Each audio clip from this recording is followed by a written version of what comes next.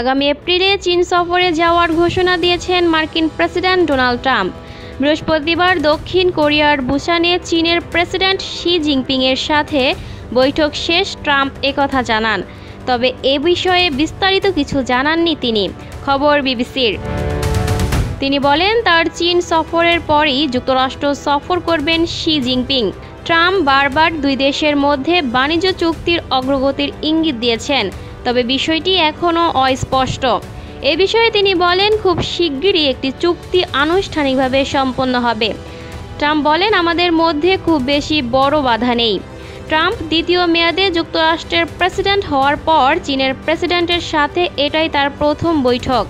চলমান বাণিজ্য বিরোধ নিষ্পত্তিতে দক্ষিণ কোরিয়ার বুসানে বৈঠকে বসেন মার্কিন প্রেসিডেন্ট ডোনাল্ড ট্রাম্প ও চীনের president Xi Jinping.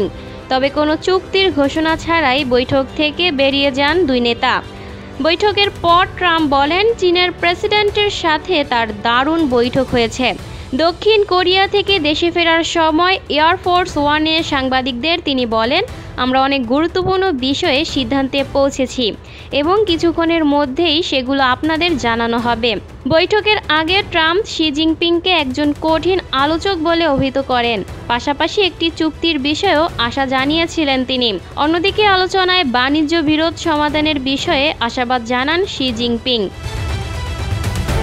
Lucky Akter, People Voice Television, Dhaka.